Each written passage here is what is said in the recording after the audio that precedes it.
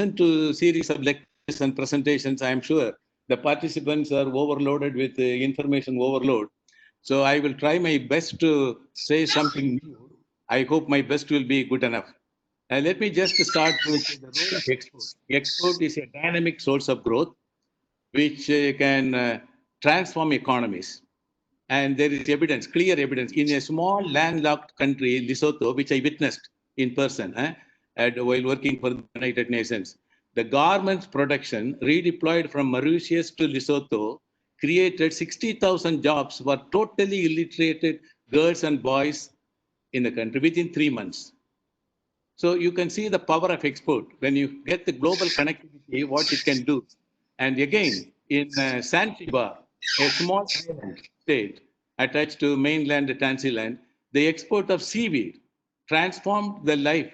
It made the breakthrough in the life of small farmers and fishermen, and their children are now studying in the universities in the mainland in Tanzania. So these things I have witnessed. So export can play a crucial role in transforming.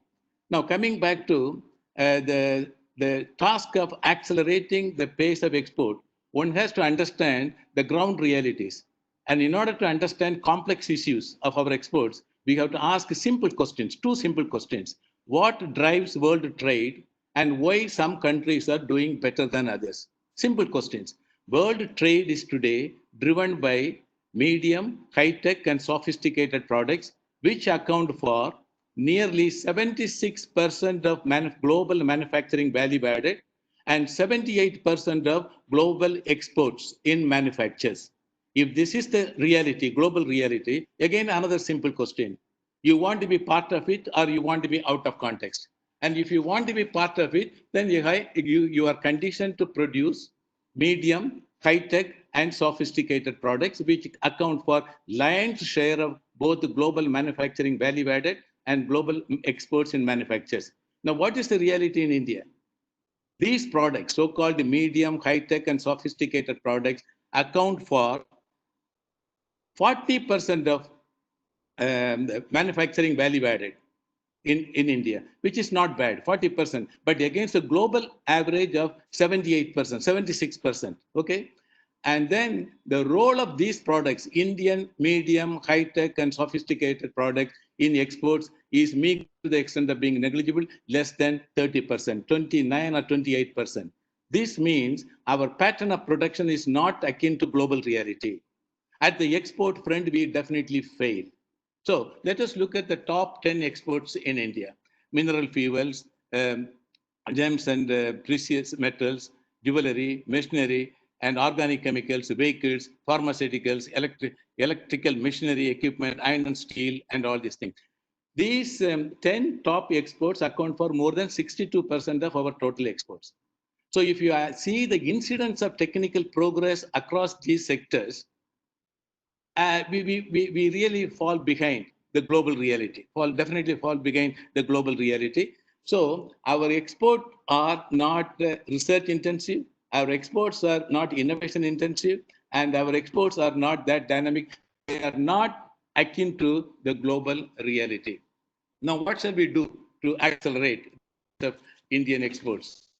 We have to look at three important things. The so-called import intensity of our export orientation. Let us concentrate on our major exports. Look at the import intensity. The import intensity is very high. In petroleum products,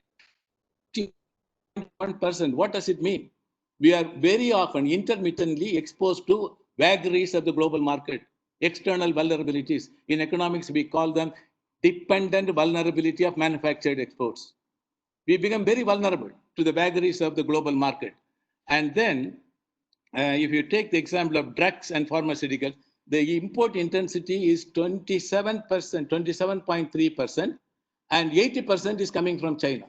So can we do that? In fact, pharmaceutical industry is the only industry where we have demonstrated a high degree of the research intensity, and it is very innovative. Among all the sectors in India, apart from space research, pharmaceutical industries are doing extremely well in terms of research intensity, innovation, etc., etc.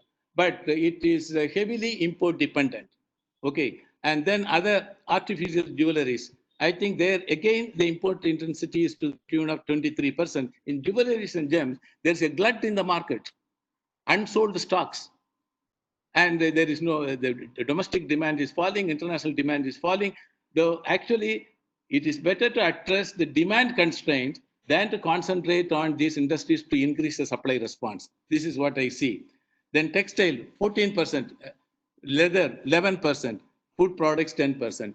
When the high import intensity, another vulnerability is that if the high import intensity of export orientation is funded by short-term lenders, again we become very vulnerable.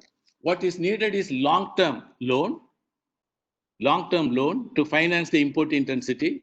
And if you want to do away with the import intensity, particularly from China, you have to do better than China. That's very clear.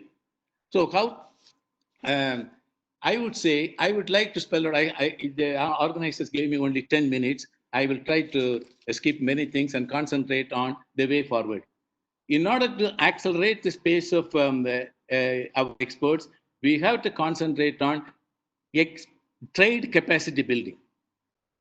This is the only salvation. This is the only panacea. Trade capacity building can be dramatically increased by getting the assistance of international organizations. I will make a reference to what is being done by WTO. It's called Global Trade Related Technical Assistance Database. Please look at that. Global Trade Related Technical Assistance Database of WTO. You look at the projects implemented by WTO, including trade facilitation related projects, and see who are the target beneficiaries. Many developing countries, particularly least developed countries, benefit a lot. And what type of the interventions are suggested by them, and what is the impact and compact. And if you want to get benefit from all these things, you have to actually contact WTO, look at that, and try to jointly conceptualize and formulate projects with them within the framework of this one. And it needs to be cleared by the Ministry of Trade and Industry. Ministry of Trade and Industry is the technical counterpart. Fortunately, CII commands a very high degree of respect with the Ministry of Trade and Industry, and also try to benefit from UNIDO, United Nations Industrial Development Organization's trade capacity building interventions. We have done a lot. Because of UNIDO, actually, even Europeans lifted their ban on exports. I know shrimps exported by Nigeria were completely banned by European Union. UNIDO intervened. And because of UNIDO technical assistance for trade capacity building, European Union lifted its ban on the exporting shrimps from Nigeria to Europe. I can cite many examples. There are so many case studies. And we use 3 C's. If you want to benefit, if you benefit from the trade capacity building interventions of UNIDO, you will achieve 3 C's. You will be able to connect with the dynamic markets, and you will be able to comply with the international standards and quality control norms, and then you will be able to compete. That means connect and comply and compete. These are all the 3 C's what normally UNIDO uses. And what type of intervention UNIDO is making? They are enhancing the capacity building through standards organizations, national standards organizations. Okay, and they also help the exporters to avoid border rejections. There's a huge book published by UNIDO, How to Avoid Border Rejections. So you will be able to achieve quality control and continuous improvement.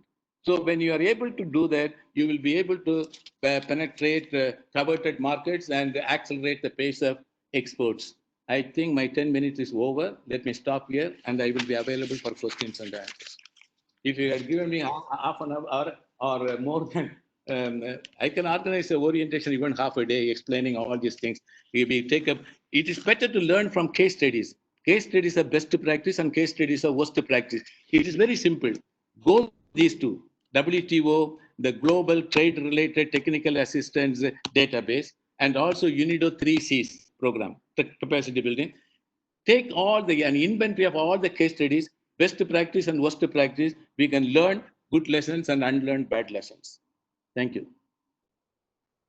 Thank you very much, Dr. Jebamalai. Yeah. We now move on to the next speaker, Mr. Jayant Thomas, General Manager of Chakyat Agencies Private Limited, will speak on VOC port due to record of operational efficiency. Let me give a brief introduction about Jayan.